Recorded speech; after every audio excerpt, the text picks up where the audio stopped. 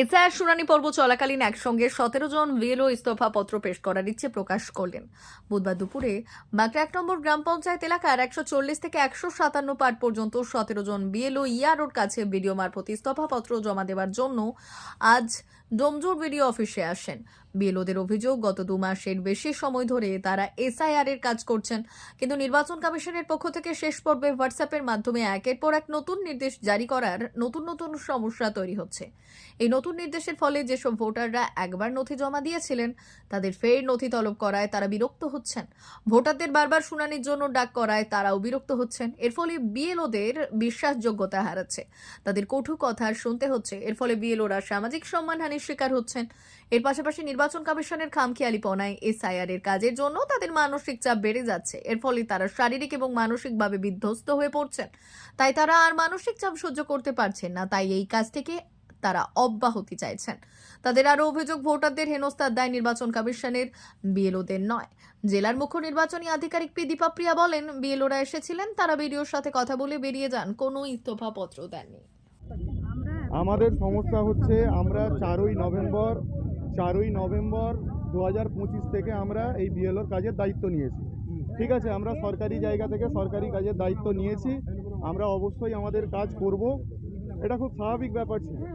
কিন্তু যত সময় যাচ্ছে ইলেকশন কমিশন তার স্বৈরাচারী মনোভাব থেকে বিভিন্ন বিষয়কে লজিক্যাল ডিসক্রিপেন্সির নামে সেগুলোকে হিয়ারিং প্রসেসে ফেলে দিচ্ছে। এবারে যেখানে ভোটারের প্রত্যেকটা ডকুমেন্টস ভ্যালিড এবং সঠিক, সেইখানে কমিশনের ভুল সেই ভোটারের ওপরে বর্তাবে কেন, বা সেই কমিশনের ফল্ট আমরা বিএলওরা নিতে যাব কেন? যে ক্ষেত্রে কারোর ধরুন নো ম্যাপিং আছে, আমরা তার জন্য 100 বার ভিডিওদের হিয়ারিংয়ে আসতে রাজি আছি, কারণ ভোটার ডকুমেন্টস দিতে পারেনি, তাই তার হিয়ারিং প্রসেসে ফেলা হয়েছে।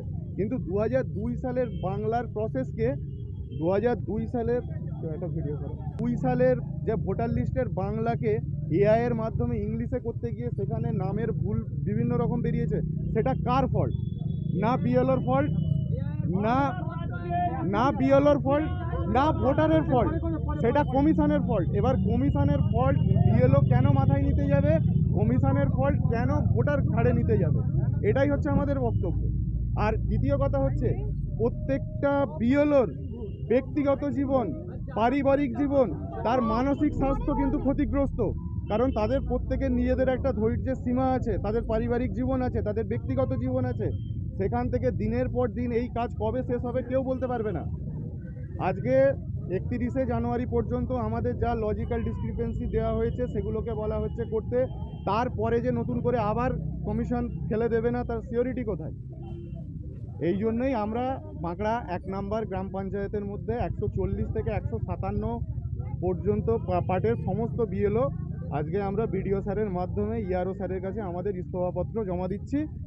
এরপর হায়ার অথরিটি আমাদের এগেনস্টে যা স্টেপ নিতে ইচ্ছুক নিক, শোকজ করুক, 101টা কারণ আমরা দেখিয়ে দেওয়ার জন্য প্রস্তুত।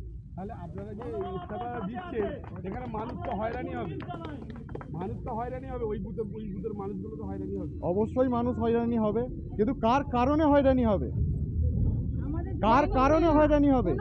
যেখানে বিএলওর ফল্ট থাকবে, বিএলও 100 বার সেই কাজ সংশোধনের জন্য নিজে আসবে, প্রত্যেকটা বিএলও। কিন্তু কমিশনের ভুল কখনো আমাদের ওপরে চাপতে পারে না, ভোটারের ওপরে চাপতে পারে না। কমিশনের ফল্ট, কমিশন তার যে সমস্ত দালাল বসিয়ে রেখেছে তাদেরকে দিয়ে সেই কাজ করাবে। আমার নাম তারিক আজিজ, বাঁকড়া 1 নম্বর গ্রাম পঞ্চায়েতের 155 পার্টের বিএলও।